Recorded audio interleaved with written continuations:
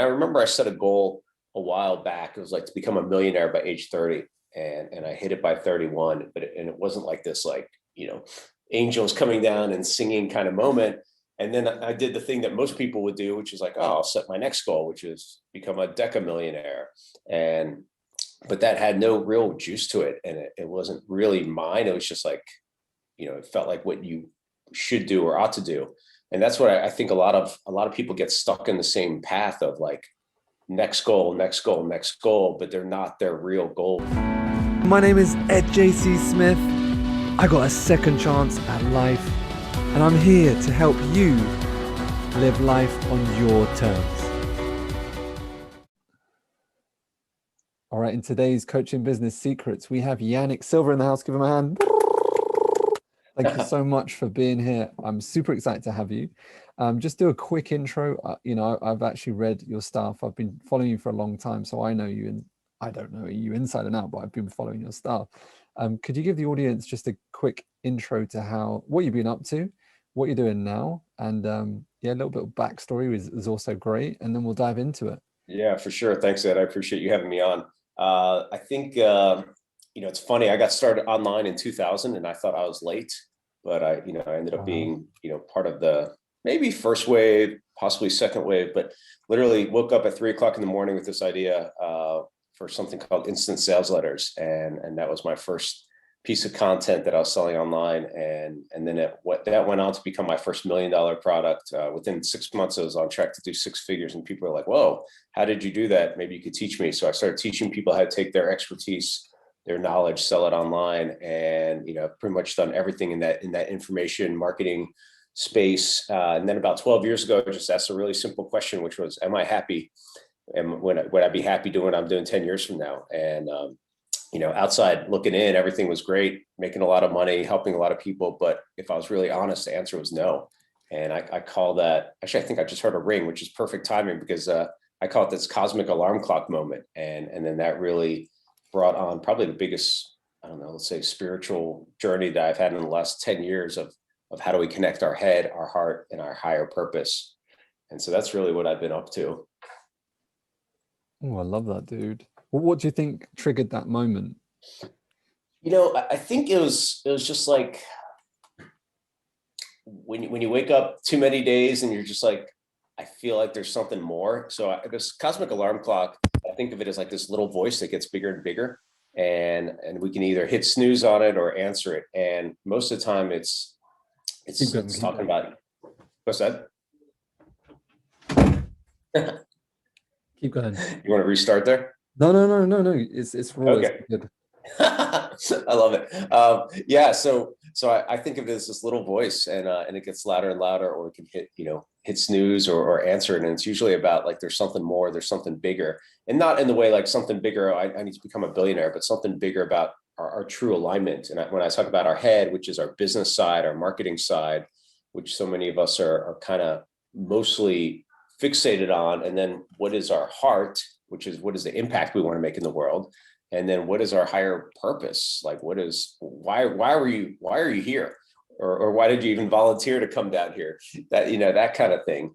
And so that leads into some deep questions. And for me, it was starting this group called Maverick, so I do a lot of journaling, and I think it's one of the best kind of success principles you can apply. And in my journal, I came up with these 3 interconnected circles, which was a dollar sign, a happy face, and a heart. So it's like a Venn diagram, and where that connected was a Maverick entrepreneur. And I'm like, oh, this is gonna be awesome. We're just gonna hang out with all my entrepreneurial buddies and friends. We're gonna go off and do these trips and adventures, and we'll have business sessions, and we'll have a charity element. And it was great, except for the fact that about $400,000 in, my wife's like, what the hell are you doing? And all my passion had really waned for the publishing side. I just didn't love what was going on in that space. Like, it just felt like there's too much gray, too much stuff that I didn't totally want to be associated with, and didn't know how to completely make myself not the same as that internet marketing guru. And I really hated that title anyway. And it was like the first time that I had tried something. So I had 7 or 8 different projects, all hit the 7-figure mark, like this. And this was the first thing that I really cared so deeply about, and it wasn't working. And it was a complete, I don't know, it really took me for a spin, I think. And it was fascinating to go through that process, because then it really like unpacked a lot of stuff. It really like stripped me down, and I got back to like what made me successful way back. And I've probably read at least one book every week for I don't know, since I was about 17 or 18. And it went back to like, okay, what makes a good day? And what went back to like what it truly, makes me happy. And happy is not even the right word, because happy could be like eating an ice cream cone and eat another ice cream cone, it gives you a stomach ache. But more about like, how do you feel fully utilized, and like that you are doing what you're meant to be doing. And so this has been, a real journey. And then in my journal, I asked my 111-year-old self, what do I need to know here during this time? And the answer was, light 1,000 suns who each have the potential to light another 1,000 suns. And that's when we changed the name from Maverick Business Adventures to Maverick 1000, to really represent this idea of 1,000 game-changing entrepreneurs coming together, and what can we do together to really help impact the world. And then also, how do we like help evolve ourselves to that highest aspect of what is that work that we could be doing. And from that came the Evolved Enterprise, which is this framework that I developed that from almost going out of business, and it really helped turn things around. So that's kind of a snapshot. Dude, I love the fact that you, and this is very interesting. I've met a couple of people that similar sorts of paths as yourself. Like you got into something, exploded, you did really, really well. And then you had a look around and thought, what is this all about? What is Yeah. happiness? What's fulfillment? So here's the question for you. Do you think it's easier or harder that way round? Is there disadvantages that way round? It's interesting, right? Like, I've thought a lot about this in a slightly different way, which is like, in order to help you become quote unquote successful, do you need that thing, whatever you're striving for, or whatever the goal is? Like for me, way back, it was, I wanted a Rolex. I was like, I get a Rolex, that means I'm successful. Actually, way back, it was like, I wanted a bubble hockey machine, which I don't know if you've ever seen those, but it's kind of like the foosball. And so I always wanted a bubble hockey machine in my house. And so I got one, and I'm like, oh, this is awesome. And, then it was like the Rolex. And I remember I set a goal a while back. It was like to become a millionaire by age 30. And I hit it by 31, but it wasn't like this, like, angels coming down and singing kind of moment. And then I did the thing that most people would do, which is like, oh, I'll set my next goal, which is become a decamillionaire. But that had no real juice to it. And it wasn't really mine. It was just like, it felt like what you should do or ought to do. And that's what I think a lot of people get stuck in the same path of like, next goal, next goal, next goal, but they're not their real goals. And I've gone to more about intention, less about goal setting. So my intention is to work on projects that I want to work on with people that I like, and do things that I think can have a meaning and impact in the world, and that utilize my gifts and talents. And so when you put that intention versus I'm a decamillionaire, or millionaire, or whatever it is, like it correlates, but it's not the same.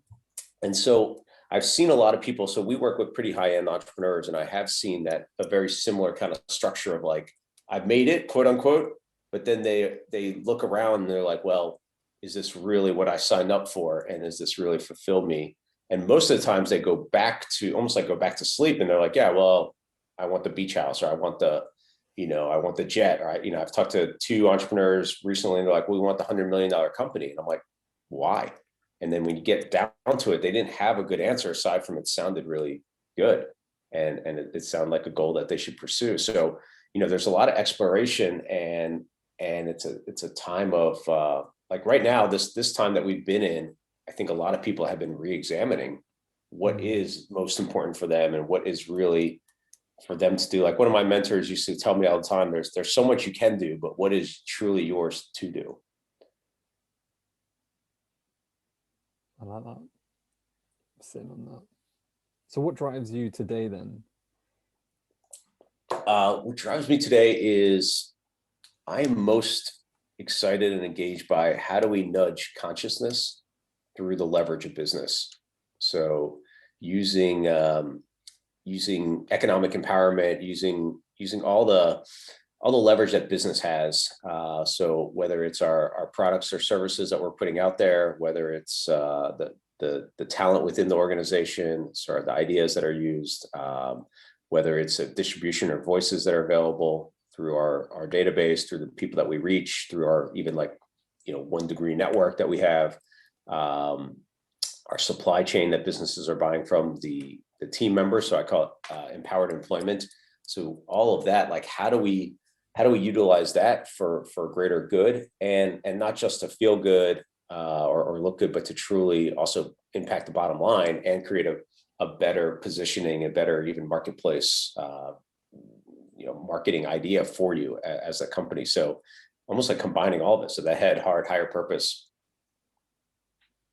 Did you think, because it can come across as a little bit like business, and it's almost business and spirituality, right? And combining the two, and it can come across as a bit like, woo woo or esoteric or whatever you want to call it. How do you do you see evolving consciousness, for example? I've been able to speak alongside Sir Alan Sugar, and I was listening to his concepts around, like, he's just, you know who he is, right? He's the dude who runs The Apprentice in the UK. He's like, Right. he I don't know that much about him, but I know a little he's bit. brutal, dude. I mean, it's like he created IBM, and he lost a lot of money off the back of that, went into property. He's done $1 billion, revenue, whatever. But I mean, we were in a conference, and this lady asked him around consciousness, and he ignored the question. But Because he I said think that has no spot in business. Like it's pretty much. Yeah. So I've been to, I've heard Kevin Leary talk about not quite the same concept, but different, like, because these companies are coming up with, their social mission and impact and purpose. And he's like, my purpose is just to make money. And what to me that is a bit boxed in, because the data is showing that actually that consumer, like customers want to buy from companies that have a greater purpose and mission, and it's got to be authentic, and so that they are spending the same or more and switching, the brand loyalty, like companies on the Fortune 500, it's like a lower and lower amount of time that they're spending on the Fortune 500. So they're switching over to companies that have a greater purpose and meaning and mission.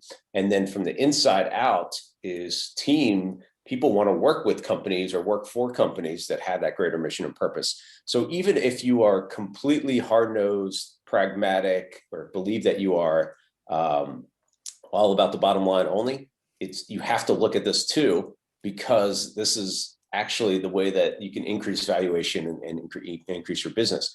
But with that said, the caveat is it has to be done also in an authentic, genuine way, or else it just comes across as like, there's a term called like greenwashing or pinkwashing, or so it's like, a way of just like adding in a charity just to add it in. And it's fascinating to see, because we're so interconnected right now, that if it's done incorrectly or done wrong, it backfires on you. And that comes from not being from a genuine, authentic place. I hear you on that. You just can't fake it. And yeah, exactly. Some people have gone down that route. How I view it, I mean, when people are struggling with this issue, I simplify it with business for good, social responsibility, things like that.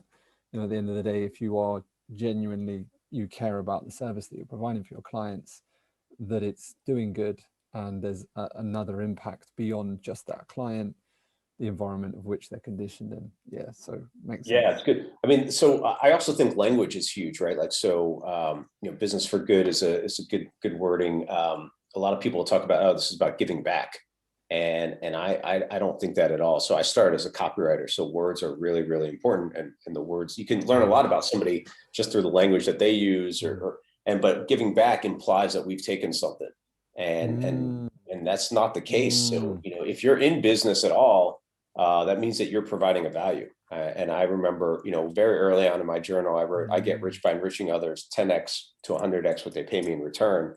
And it's the same thing. If you focus on a greater value, and part of that greater value is the greater good that you want to do for the community or who you're serving, then it just makes sense to include this piece in it. And it's just a natural part of it. And it's not giving back. It's, for me, the word, I like the word impact even more, ripples of impact, or, we talk about like having an impact scoreboard.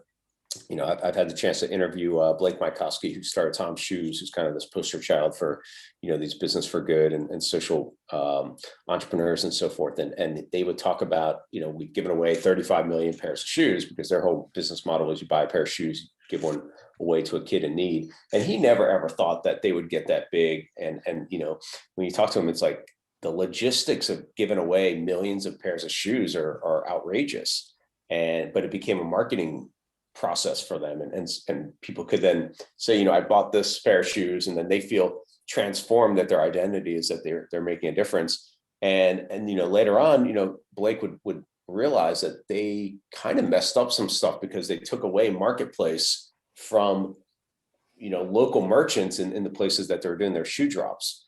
And so they tried to do some things to alleviate that and fix that, but he never thought they would be that big. But this impact scoreboard, and there's 11 different impact models I talk about in Evolved Enterprise that are not just like buy one, give one. It doesn't have to be like, you don't have to shoehorn your way into that, which a lot of people see something like, oh, we'll just do that. We're going to give away blah, blah, blah. But, it doesn't always fit. And I think there's a lot more ways of making it really integrated. And then you have this impact scoreboard, which is you and your team and everyone can be like, this is what we've done. Here's the impact. But as a byproduct of it, we've profitably sold blah, blah, blah. Dude, I love that. That's a great distinction. I've never heard that distinction. Giving back, there's something you've taken. I like that. That's why I like interviewing smart people like yourself. So talk about a little bit more about the book and where people can get it and what it's going to do for them. Yeah. So Evolved Enterprise came really from, my process of meeting some incredible people, like you said, you get a chance to meet some smart people on this podcast. I've got a chance to meet all sorts of incredibly smart people that are incredibly well-known, and then some very unknown people that contributed to sort of this framework of starting with yourself and how do you evolve yourself, and then how do you work on what is the cause, what do you care about the most, what is your why, and then creating this community of customers who really care deeply and want to support you and become zealous for what you're selling and providing. And this works for coaches, consultants, course creators, really anyone. You can incorporate these pieces into it. Also building a culture. I always thought culture was kind of BS. And even if you're a team of one, you still have a culture, because you have contractors, you have VAs and so forth. Even the culture of those that you're serving, and then the actual product or service, the creation. So how do you bake in the impact that you want to have? And as I would imagine that a lot of the listeners are maybe solo or 1, 2, 3 person kind of companies. You still have an opportunity to make a big difference. And what's exciting about that is you get to really decide, what do you care about the most? And what is that cause that you want to have that impact on? And it can be anything. It doesn't matter. So I kind of coach people that there's 2 ways of getting there. And I talk about this in the book, but one is what is kind of your pain that you want to solve, maybe that you've experienced something that you want to alleviate in the world, or that you care so deeply about, maybe your family or someone close to you has been affected by something in some way. Or it's like, what do your customers, the end users, what do they ultimately want to help be a part of and help solve? So there's kind of 2 ways of getting there. And as smaller companies and firms, you have so much leeway, and it also gives you the opportunity to stand out as well. So the Evolved Enterprise, so it's essentially a framework of going from what I call a transactional company to a transformational company to a transcending company. Well, and you did a recent update, right? Yeah, it's a fairly recent update where I it's got a a new hardcover, and we got some nice endorsements from people like Sir Richard Branson, who talked about how how good the concepts are in there to help change the world, and some people like the late Tony Hsieh and so forth. So some of the people that I've met on my journey that have been really instrumental to this, and then others who you meet in there that probably most people have never heard about, like a guy named Ari Weinswig, who built a company called Zingerman's in Ann Arbor, Michigan, which is this really amazing interconnected group of companies, starting with the deli and then a mail order company and a bakery, and all these ways that they're interconnected and how they've truly built something amazing in one small community, and what that looks like. So it's definitely a great read. As far as, it has my story of the cosmic alarm clock, and then most recently I came out with something called the Cosmic Journal, which is really fun. So as, and anyone who's listening to this, I think you probably identify as a creator in some way, shape, or form. And I do as well. Like as a kid, I wanted to be a cartoonist and a professional hockey player. And so in the off season, I was going to be a cartoonist. And then so in my journal over the years, my doodles and illustrations have sort of started coming back. And I saw this thing.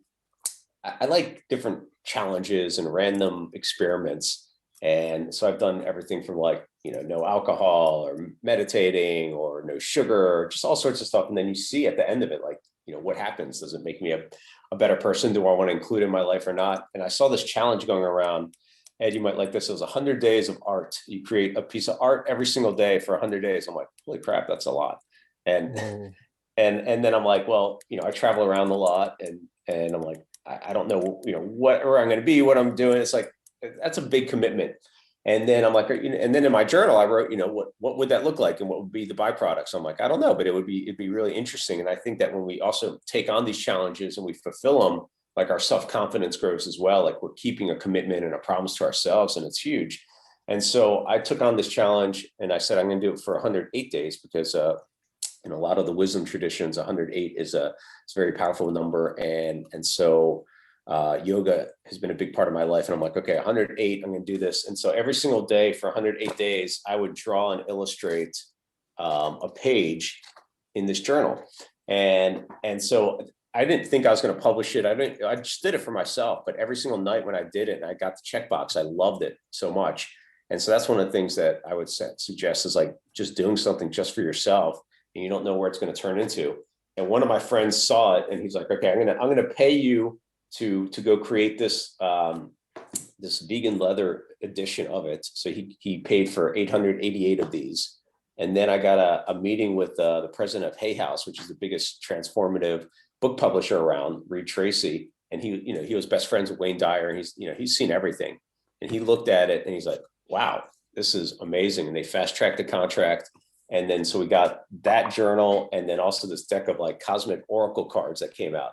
So it's like the most interesting, random thing that I've been a part of, but also the most, I feel like the greatest expression of what I put out there. And it all came from this, just taking on this challenge and seeing what happened without having expectation of what it could be. Whoa, that's awesome, dude. I love that. Just leaning into just every night, just expressing what went through the day. Or No, I mean, it would be, sometimes I take years of my journals and recopy like an insight that I want to. So when I hand this to people, I say, this is the galactic instruction manual you were missing when you were born to fulfill your destiny here. Right. And then it also works like an oracle. So after about like day 60 or 70, I'd be popping open my journal and I'd be like, what do I need to know? And I'd be like, wow, this is amazing. And then so it worked like that. And this is also like a great way of getting into journaling if you haven't done much journaling, or even like a new way of enhancing your journaling, because you would go to a random page, and then on the left side are little prompts for you to do something with it. hey, that's super And cool. yeah, so it works like an oracle. You want to pick a page, and then we'll include it in the show notes. Yeah, cool. I mean, I Pick a I number I read between. your first, was Evolved Entrepreneurs your first book, right?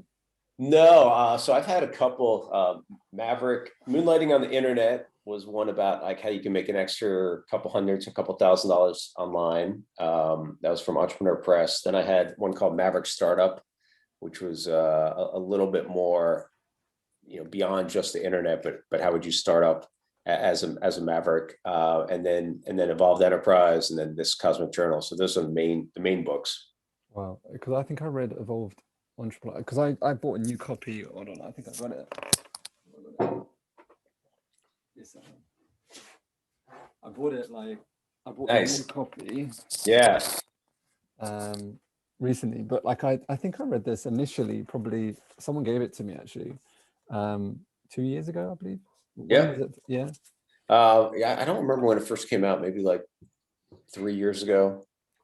Yeah, nice. And it was really interesting because this is the first book. My other books were good. I really like them, but that book, Evolved Enterprise, really felt like I put my full heart and soul into it. And it felt like that as well when I made a commitment with one of my friends to get it done by a certain date. And it was literally like 1 o'clock, 2 o'clock in the morning on this date. And I'm like, it doesn't feel quite right. And I went back and I'm like, all right, I'm going to add some of my own doodles. And that was when it really felt much more like expressive. So it has some of my drawings in there, and then it started just opening up more. Yeah, so I noticed you like doodling and stuff, right? I do like, yeah. I interviewed the other day the first AI robot that can paint art. I don't know if you've seen her. She's got a TED talk she's called Ada. Interesting. I mean, it's very it's very interesting. And it's intuitive art. So for example, every time she paints, it's different. Interesting. Yeah, no, I haven't seen that. I'm gonna check her out. I wasn't allowed to ask certain questions. But I was allowed to ask things like, are they going to destroy humankind and stuff like that? Yeah, and what was the answer? It was an interesting answer. I could link back to the podcast. It was a supportive answer. That's good. Yeah, that's good to hear. So, 5 years time, where are you going to be? What sort of things are you going to be doing? Yeah, 5 years time. I think a lot of the same stuff. I have this concept, I call it evil schemes for global good. And evil is an acronym. It stands for evolutionary, visionary, impactful legacy. And so I just like coming up with ways of like utilizing marketing and all these things that could be manipulative, but actually using them for greater good. And taking some of the global issues that we have and how do we create the right incentives around maybe helping make a small dent in some of them. Quick fire round. What's the best thing you've ever learned? Wow. I think the first thing that came to me is providing a reason why. So I've used that in my copy pretty much since I started at the very beginning. And most people will just say, here's the offer, here's a sale, or here's whatever it is. But by providing a reason why, you actually are much more likely to get people to agree and say yes. And that came from a book called Influence: The Psychology of Persuasion by a guy named Robert Cialdini, who I probably read that book like 9 times way back. Very good. So these you have to pump these out quick. All right, quick. What is there something what does the people misunderstand about you? I don't know that I'm only an entrepreneur or a business owner. I can feel that. You're much more than that. You're into the higher levels of thinking for sure. What did I not know enough that I should have asked you? You know what? Let's ask the journal. We're gonna flip open a page. Which I don't have the Cosmic one. I have. Yeah, I'm gonna flip open a page for us. Okay, cool. All right, ready? You tell me when to stop. Stop. All right, so here it is, and we can include this in the show notes if you want to. Yeah, definitely. Picture. And it says your questions create your answers. So that's pretty good. You just asked what. So your questions create your answers. It says, I love questions. The better questions you ask, the more powerful the answers are. Some of the best questions can continue over many years, actually. For whatever reason, you're designed to seek out answers to the questions we ask. You might wake up with an insight or even get an aha while you're in the shower or taking a walk, but asking that poignant question sets you up for the beautiful answer. And so for me, it says, I like writing down a question on top of a page, my journal, and then writing multiple answers. Many times, the first few answers you get are pretty pedestrian, but if you keep pushing yourself, you'll get some real insights and even wilder answers. Don't censor yourself, just write. And then you can use also your non-dominant hand to write answers. So some of my favorite questions are 10 years from now, will I be happy with what I'm doing? So we talked about that. Who has even more to gain from this succeeding? What is the true essence of what I really want? What would I do even if I knew it would fail? What would my 111-year-old self tell me? And if I knew the answer, what would it be? So I'll include that page. I'll send that to you, and you can include it in the show notes. But Awesome. that was pretty on point, I think. Yeah, that was beautiful. Last question, Yannick. Thank you so much. I appreciate you being here. If you're in the audience and you're listening, go grab his book, The Evolved Entrepreneur. Say it again. It's how you say it? Evolved Enterprise. Enterprise. That's it. Go check it out. I'll put a link in below. And the Cosmic Diaries. Journal. Forgive me. Yeah. It is like a diary, but I like it. The meaning of life, my man. You want the real answer? Yeah, go for it. Yeah. So I think the meaning of life is it's, to me, is like the great cosmic joke. It's like we get to decide what the punchline is, and you get to get let in on it whenever you want. So it's it's whatever you want it to be. I like that. It's your choice, reality. Yeah. Sounds cool. Yannick, thank you so much. I really appreciate you, and good luck with your ventures. We'll keep building you, and I'll drive a load of people to buy your stuff. Yeah, thanks, Ed. I appreciate it. Hey, if you want further help in this area, we are opening up a couple of strategic calls with my team. It's not a sales call. All right, it's purely a one-to-one consultancy session. All right, it's a true value to our business at $500. That is what I charge our team out at a consultancy level. However, it's completely for free. All right, there's nothing for you to buy. It's a consultancy session. All right, at the end of that session, if it makes sense for you, and if it makes sense for us, and if we believe that you have a good offer, all right, we'll make you an offer, and we'll walk you through what potentially would entail becoming a client of ours. However, it's not a sales call, and there's nothing to buy, okay? At the end of that, you will walk away with a clear plan, a clear structure of exactly how to do this, okay? And so we've had a great testimonials off the back of people booking calls. Someone like Gary who was stuck in his membership, and it was like $97 a month. I hate low front-end memberships. They don't work. It's very difficult to scale your business, especially when you're starting, okay? And so we were able to help Gary plan out his signature program, plan out his increased prices, that he was able to take it up to a 5K offer, what he was needing to do to provide that. And as a direct result of that, was able to translate that into 3 sales off the back of that call within a short period of time. So that call, in essence, made him 15K, and that was a free call.